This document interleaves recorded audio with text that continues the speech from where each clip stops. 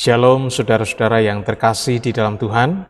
Kita bersyukur untuk penyertaan dan kasih setia Tuhan yang senantiasa ada dalam kehidupan kita. Kali ini kita akan belajar kebenaran firman Tuhan dalam satu tema, pasutri yang menyatu.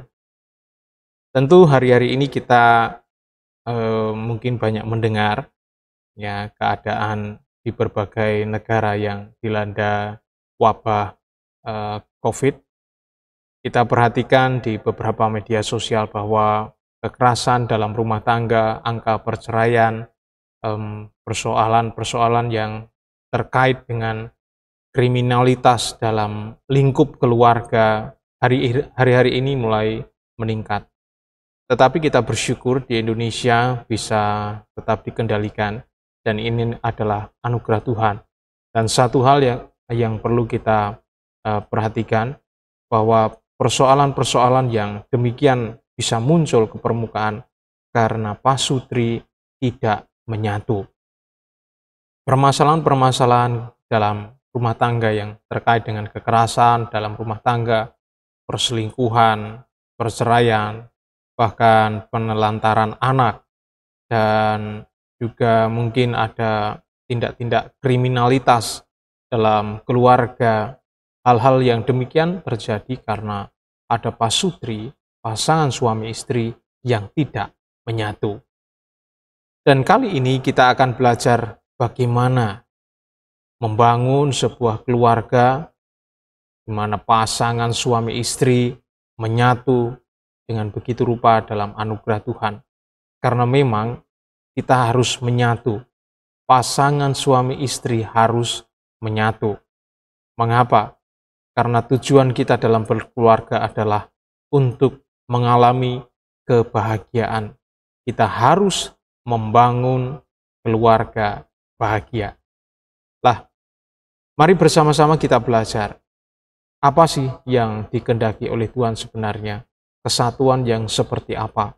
Kan jelas di dalam Maleakhi 2 ayat 16 di sana dikatakan bahwa Tuhan Allah membenci perceraian.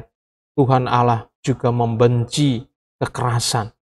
Ya, ketika kita sudah mengerti firman Tuhan ini, maka mungkin kita bertanya, dalam hal apakah pasangan suami istri itu dikatakan menyatu?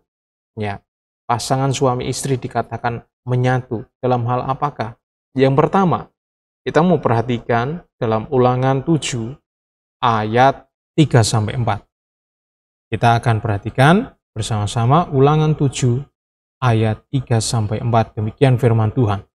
Janganlah juga engkau mengawin dengan mereka.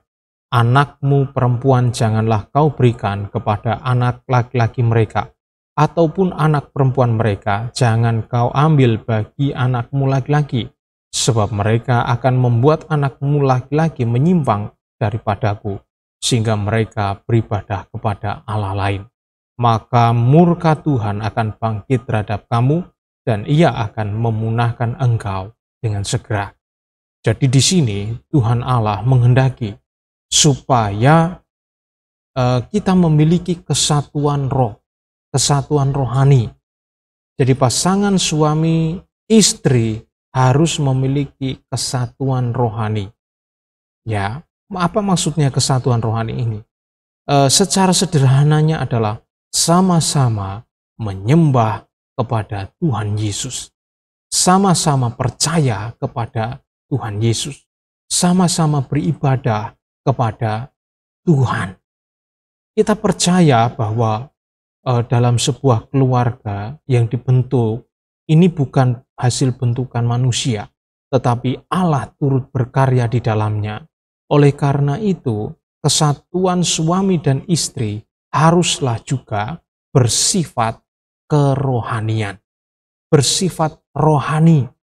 Jadi rohaninya bisa bertumbuh dan terus bertumbuh, dan tingkah lakunya, tindak tanduknya mencerminkan sebagai yang kemarin kita bahas, sebagai manusia Allah, orang-orang yang beriman kepada Tuhan.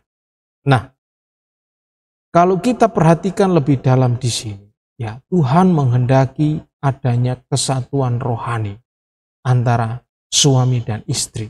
Mengapa demikian? Ya, ini adalah kunci keberkatan pasangan suami istri. Kunci diberkatinya pasangan suami istri, kunci diberkatinya sebuah keluarga oleh Tuhan. Jadi, ketika pasangan suami dan istri ini menyembah Tuhan, maka yang terjadi adalah pasangan suami istri ini akan terus-menerus menerima kebaikan dan penggenapan janji-janji Tuhan. Wah, ini luar biasa. Ini luar biasa. Betapa indahnya, betapa luar biasanya, dan betapa hebatnya pasangan suami istri yang menerima penggenapan janji-janji Tuhan.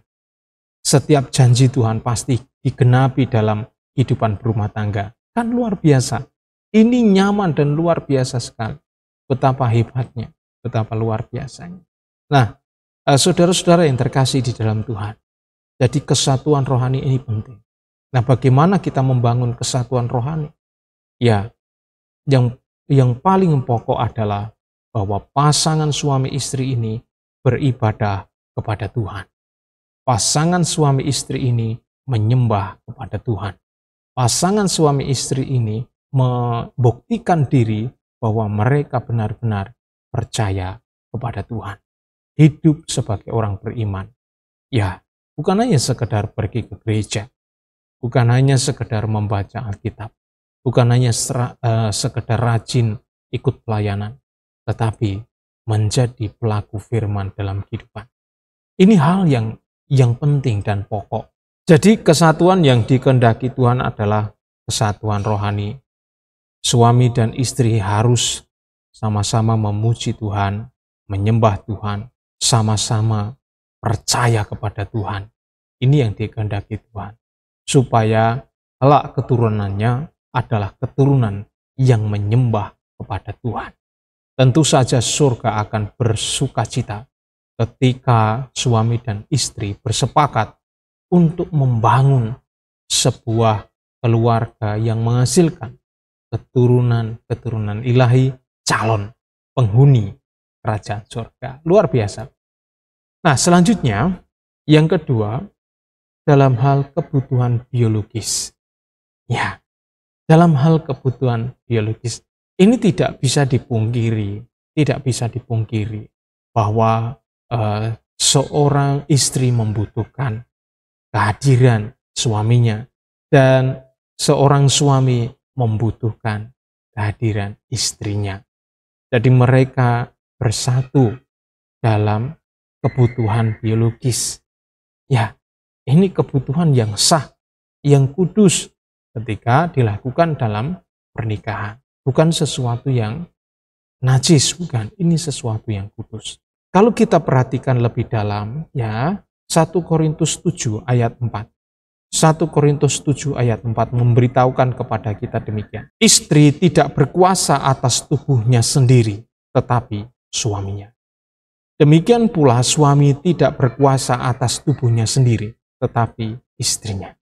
Jadi, kita memahami di sini bahwa suami dan istri menyatu dalam kebutuhan biologis. Ini adalah sah dan harus dipenuhi. Tidak boleh tidak dipenuhi. Karena kalau kita perhatikan ayat yang sebelumnya, ada satu nasihat yang luar biasa. 1 Korintus 7 ayat 3, di sini dikatakan, hendaklah suami memenuhi kewajibannya. Kewajiban loh, kewajiban. Hendaklah suami memenuhi kewajibannya terhadap istrinya. Demikian pula istri terhadap suaminya. Ini loh, kita perhatikan. Ya, jadi hal yang sudah menjadi kewajiban.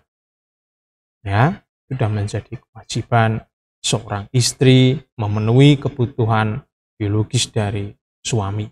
Demikian juga suami memenuhi kebutuhan batin dari istri. Ini satu kewajiban. Jadi kalau kita perhatikan di sini betapa luar biasanya Tuhan menciptakan pasangan suami dan istri bisa saling memenuhi kebutuhan. biologisnya. Oke. Yang ketiga, pasangan suami istri harus menyatu. Ya, pasangan suami istri harus menyatu. Ya, dalam hal apa? Yang ketiga, dalam hal memenuhi cita-cita dalam berkeluarga. Oke. Orang berkeluarga kan punya cita-cita. Ya. Jadi harus ada kesatuannya, harus ada kesepakatannya. Ya, jangan sampai yang suami menghendaki bekerja di luar negeri, sedangkan istri menghendaki tetap tinggal bersama dengan ibu misalnya, atau bersama dengan orang tua. Nah, atau sebaliknya, istri menghendaki kerja di luar negeri, tetapi suami menghendaki tetap tinggal bersama dengan orang tua misalnya. Nah, dalam hal yang seperti ini harus ada kesepakatan, ya, dan tidak boleh berlarut-larut, tidak boleh dalam jangka waktu yang terlalu lama. Misalnya suami dan istri berpisah 10 tahun, waduh, ya ini tidak diperkenankan Tuhan. Ya, kita perhatikan Matius 12 ayat 25. Tuhan menghendaki adanya kesatuan dalam perencanaan, kesatuan dalam memenuhi cita-cita dalam berkeluarga. Jadi suami istri ini harus jadi satu. Kita perhatikan Matius 12 ayat yang ke-25 demikian. Tetapi Yesus mengetahui pikiran mereka lalu berkata kepada mereka, setiap kerajaan yang terpecah-pecah pasti binasa, dan setiap kota atau rumah tangga yang terpecah-pecah tidak dapat bertahan. Jadi kita perhatikan di sini bahwa Tuhan Yesus sendiri menghendaki supaya ada kesatuan antara suami dan istri dalam hal memenuhi cita-cita dalam rumah tangga. Harus ada pembicaraan mengenai bagaimana ke depannya. Jangan berpikir bahwa istri dan suami harus hidup terpisah, itu tidak boleh. Tentu saja ini tidak benar.